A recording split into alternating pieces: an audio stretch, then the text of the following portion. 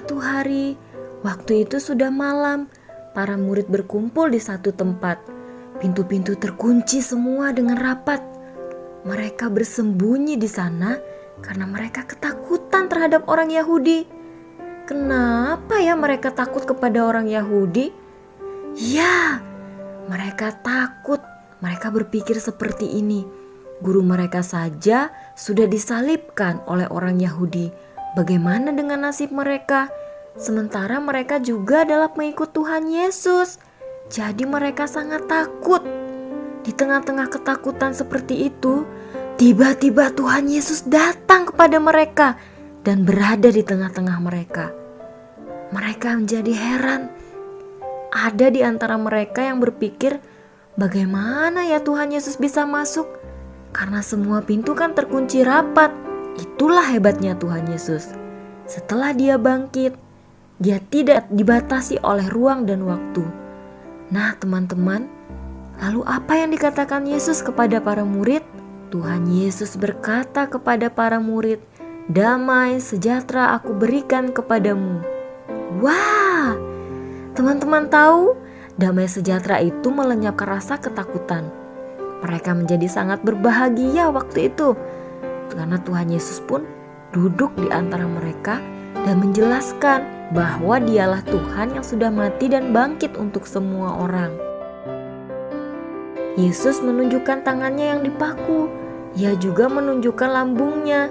Semuanya ia ceritakan kepada para murid agar mereka yakin, percaya bahwa Yesus telah mati untuk keampunan dosa. Tetapi dia sudah bangkit dan menang atas maut.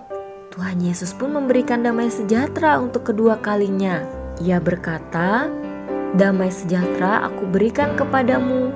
Tetapi damai sejahtera yang diberikan adalah damai sejahtera yang dihubungkan dengan pengutusan.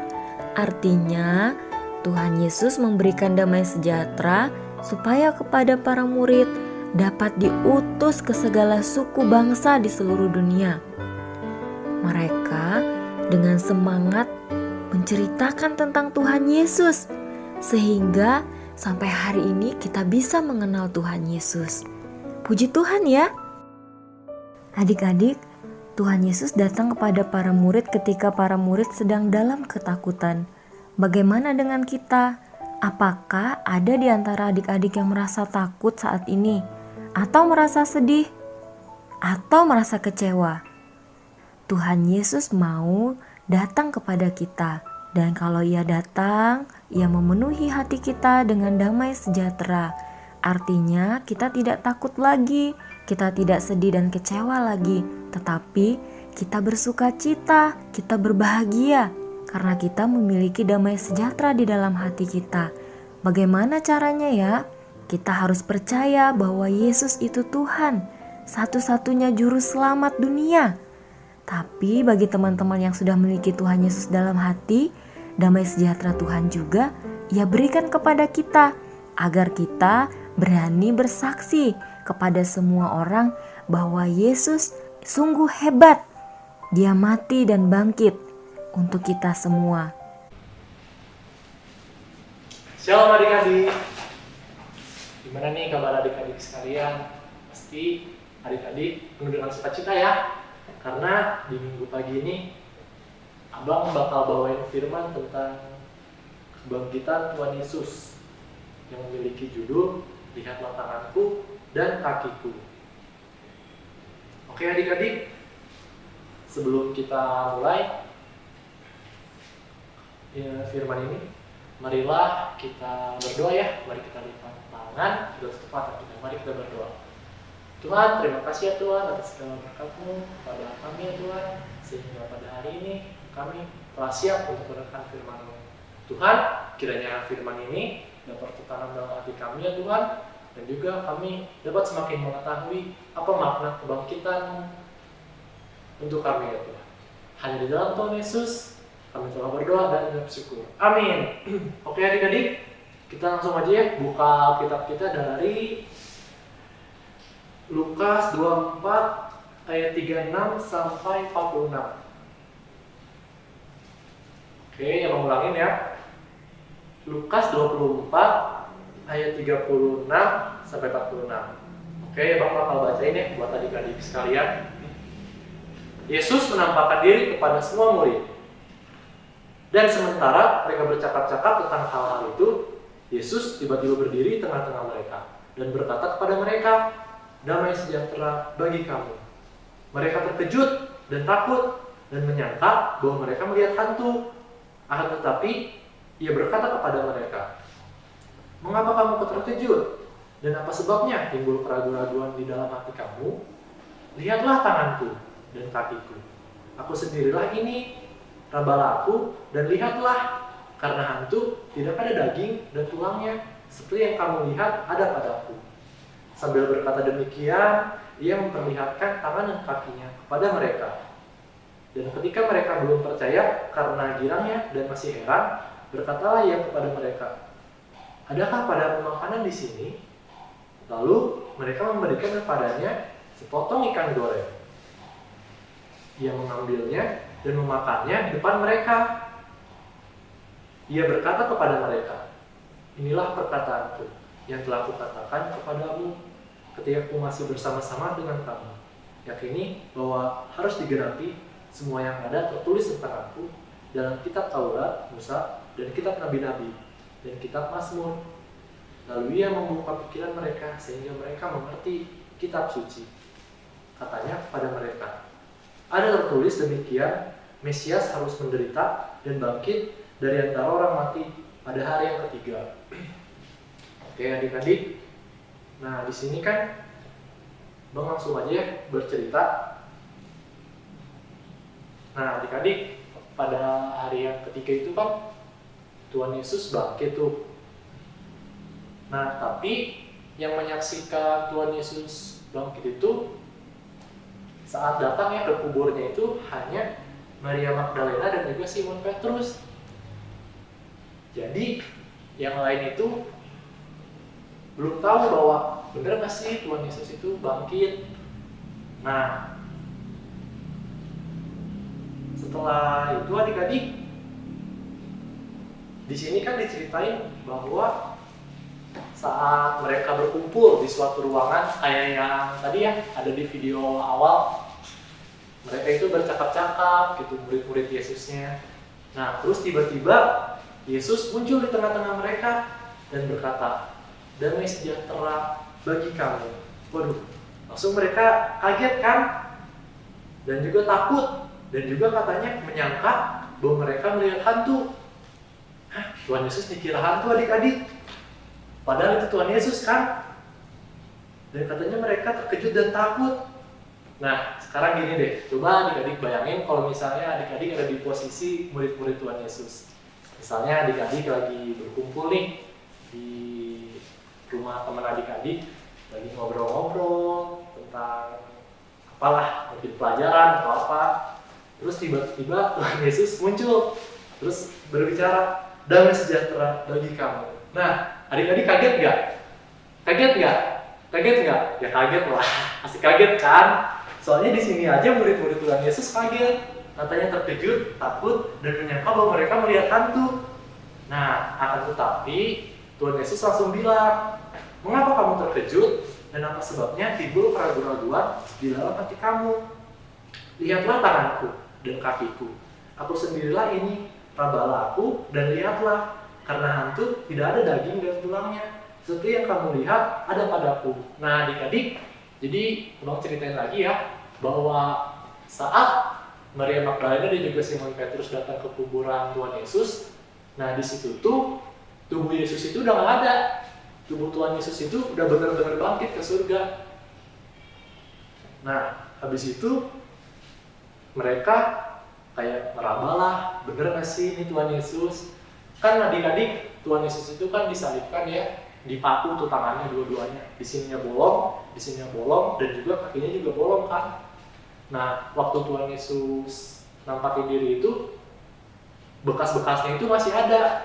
Dan abang kira itu yang bakal ngebuktiin bahwa ini loh benar-benar Tuhan Yesus gitu. Nah, tetapi dari murid-murid Tuhan Yesus itu masih belum percaya bahwa itu tuh Tuhan Yesus. Mereka masih heran. Nah, untuk itu, untuk mempercayai bahwa benar-benar yang datang itu adalah Tuhan Yesus. Tuhan Yesus ngomong di sini, adakah padamu makanan di sini? Nah, lalu mereka memberikan, di sini ditulis, lalu mereka memberikan kepadanya sepotong ikan goreng. Ia mengambilnya dan memakannya di depan mata mereka. Nah, mereka di sini kan tadi udah abang ceritain ya, murid-murid Tuhan Yesus. Nah, ya di sini adalah Tuhan Yesus. Nah, di situ tuh udah ngebuktiin kan bahwa itu tuh Tuhan Yesus, bukan hantu seperti yang mereka bilang kan. Soalnya mana mungkin sih hantu bisa makan ikan goreng. Nah, lanjut. Tuhan Yesus ini berkata kepada mereka, inilah perkataanku yang telah kukatakan kepadamu ketika aku masih bersama-sama dengan kamu, yakini bahwa harus digenapi semua yang ada tertulis tentang aku dalam kitab Taurat Musa dan kitab Nabi-Nabi dan kitab Mazmur. Lalu ia membuka pikiran mereka sehingga mereka mengerti kitab suci. Nah, adik-adik, di sini tuh Tuhan Yesus ingin mengingatkan kepada murid-muridnya bahwa apa yang telah disampaikan kepada murid-muridnya, biar murid-muridnya itu ingat. Karena apa? Karena saat Tuhan Yesus muncul aja, dia kayak nggak percaya gitu bahwa, bener nggak sih ini Tuhan Yesus gitu. Tuhan Yesus saja harus ngebuktiin dirinya sendiri. Nah, berarti apa yang dikatain Tuhan Yesus itu sebelum-sebelumnya kepada murid-muridnya itu, berarti mereka otomatis kayak lupa kan. Nah, di sini Tuhan Yesus ingin memberitahu kepada murid-muridnya supaya mengingat lagi apa sih yang Tuhan Yesus ajarkan dan juga berikan kepada mereka dan supaya mereka lakuin. Nah, langsung di sini Tuhan Yesus berkata lagi, ada tertulis demikian, Mesias harus menderita dan bangkit dari antara orang mati pada hari yang ketiga. Nah, tadi di sini abang pengen berbicara bahwa apa yang dikatain di ayat ini adalah benar adik-adik adanya. Tuhan Yesus itu mati menderita di kayu salib. Nah, waktu di kayu salib itu kan kalau adik-adik tahu kan Tuhan Yesus itu dipaku tangannya, terus dipaku juga kakinya. Bahkan Tuhan Yesus itu memikul kayu salib ya, dan abang kira itu kayu salib itu berat kan. Nah, tapi Tuhan Yesus itu mau adik-adik buat ngelakuin itu semua karena Tuhan Yesus itu sayang sama adik-adik, sama abang, sama kita semua. Nah, adik-adik setelah itu kan Tuhan Yesus mati kan. Setelah itu Tuhan Yesus itu dites apakah bener nggak sih Tuhan Yesus itu udah mati sama tentara-tentara yang ada di sana ya. Nah, dengan cara tentara itu bawa tombak ya, terus ditusukin. Wah, kebayang nggak adik-adik sakitnya itu kalau misalnya Tuhan Yesus masih sakit kan itu adik-adik pakai tombak. Nah, tapi adik-adik di situ Tuhan Yesus sudah kehilangan nyawanya. Nah, adik-adik di sini juga dikatakan bahwa Mesias harus menderita dan bangkit dari antara orang mati pada hari yang ketiga. Nah, adik-adik di sini emang pengen cerita bahwa benar adik-adik Tuhan Yesus itu bangkit pada hari yang ketiga. Lah, buktinya apa bang? Nah, buktinya kan yang tadi, yang waktu Maria Magdalena dan juga Simon Petrus ngecek tuh ke kuburan Tuhan Yesus. Dan ternyata benar adik-adik, tubuhnya itu udah nggak ada. Dan juga Tuhan Yesus itu menampakkan dirinya kepada murid-murid. Nah, kalau adik-adik baca dalam Alkitab, sebenarnya Tuhan Yesus itu nggak menampakkan diri ke murid-muridnya aja. Dia itu menampakkan diri ke beberapa orang. Nah, adik-adik, di sini abang pengen bercerita bahwa Tuhan Yesus itu dahsyat ya adik-adik. Dia benar-benar menggenapi apa yang ada dalam ayat ini adik-adik. Dia menderita dan bangkit pada hari yang ketiga.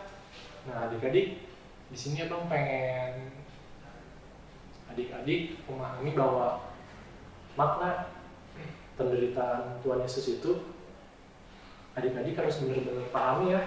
karena Tuhan Yesus itu benar-benar menyerahkan nyawanya untuk keselamatan kita semua. Jangan sampai ya adik-adik, apa ya yang udah Tuhan Yesus korbankan bagi kita itu kita sia-siain adik-adik. Contoh sia-siain kayak gimana bang? Nah contohnya itu kita kayak gak nurut sama orang tua. Kalau misalnya ada PR kita nggak kerjain, atau ada pekerjaan rumah yang disuruh sama orang tua kita nggak lakuin, atau kita mungkin mencuri, berbohong. Nah adik-adik, abang berharap jangan sampai itu terjadi sama adik-adik sekalian. Karena di sini Tuhan Yesus ini benar-benar sudah menderita adik-adik buat keselamatan kita. Dan juga adik-adik, saat adik-adik berdoa atau mengucap syukur atau membaca Alkitab, nah adik-adik harus selalu percaya bahwa apa yang kita sembah itu dan juga kita muliakan adalah Tuhan yang hidup adik-adik. Karena di sini diceritain adik-adik bahwa Tuhan Yesus itu udah benar-benar bangkit, bahwa kita itu nggak menyembah Allah yang mati adik-adik. Dia telah menderita dan mati lalu bangkit pada hari yang ketiga.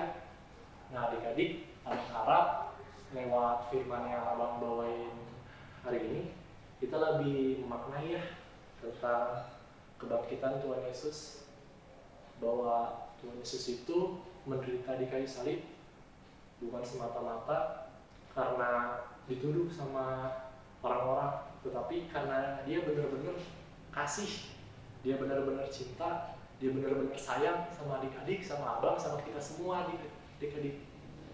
Nah, oleh karena itu abang harap buat kedepannya kita bisa lebih sering baca Alkitab, atau mungkin kita lebih sering renungan. Nah adik-adik kalau misalnya bang, saya sendiri kalau misalnya baca Alkitab atau renungan gitu pada nggak ngerti. Nah adik-adik punya saudara ya yang udah lebih tua mungkin, dan juga adik-adik punya orang tua atau kakak. Nah adik-adik bisa nanya ya ke mereka kalau misalnya adik-adik yang ngerti apa sih yang dimaksud dengan ini. Nah di situ adik-adik bakal memperluas wawasan adik-adik tentang bagaimana kasih dan dahsyatnya Tuhan Yesus dalam Alkitab ini. Oke adik-adik, sekian firman yang bisa abang sampaikan adik-adik. Abang harap firman yang abang sampaikan ini benar-benar ya adik-adik lakuin dalam kehidupan sehari-hari. Oke, sebelum kita tutup, mari kita berdoa. Tuhan, terima kasih ya Tuhan atas segala berkat-Mu pada kami, sehingga pada hari ini kami telah mendengarkan tentang sedikit firman-Mu. Apa makna tentang kebangkitan-Mu ya Tuhan? Tuhan, kiranya Kau membiarkan para adik-adikku ini yang mendengar tentang firman ini dapat melaksanakan firman ini ya Tuhan.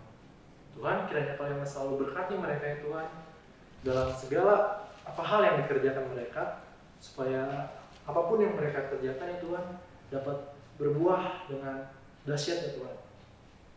Tuhan, kiranya Kau yang berkati juga kedua orang tuanya, keluarganya, supaya mereka juga selalu diberkati oleh-Mu ya Tuhan.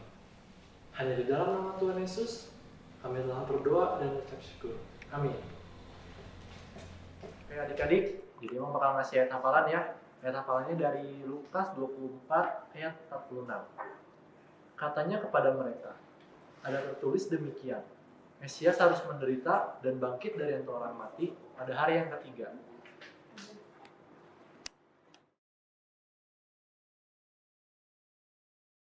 Yohanes 20 ayat 29.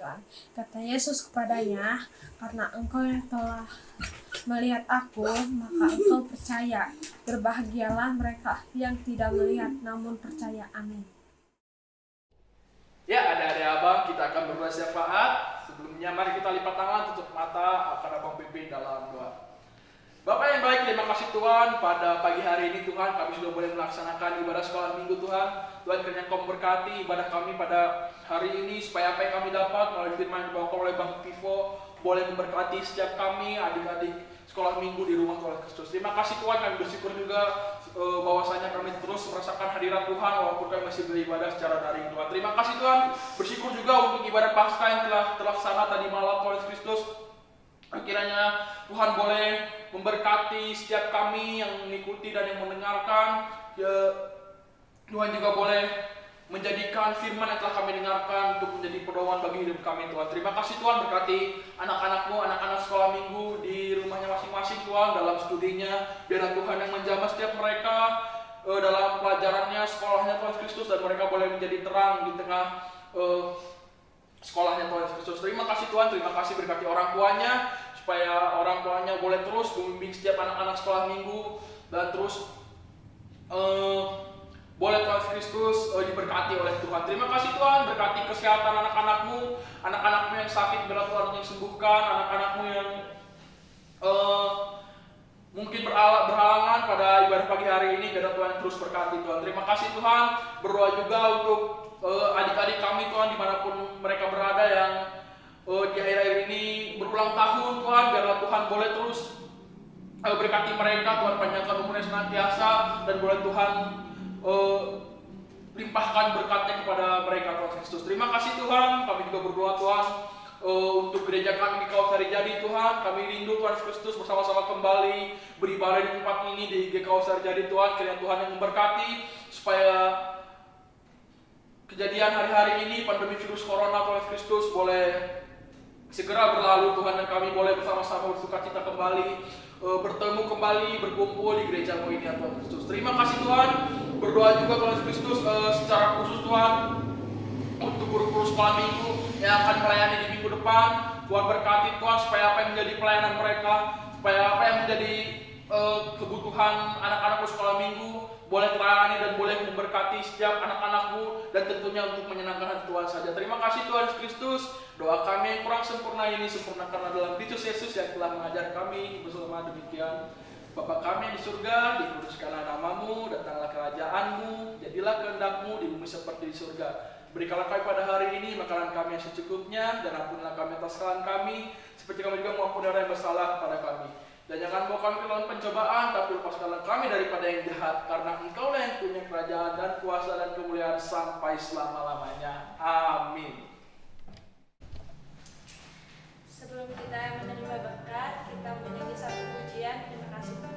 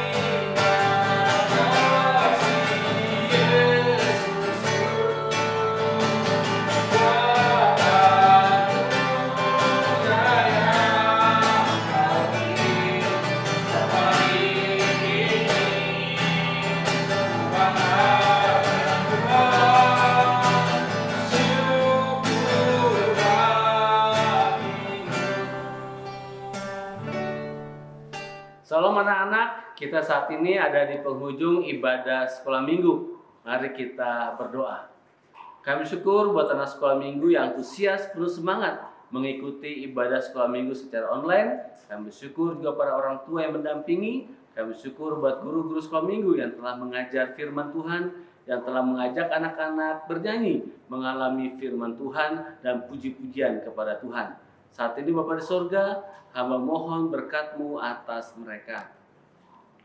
Kasih dari Allah Bapa di sorga, kasih dari Tuhan kita Yesus Kristus, serta persekutuan Roh Kudus tinggal mengasihi anak-anak sekalian dari saat ini sampai selama-lamanya. Amin.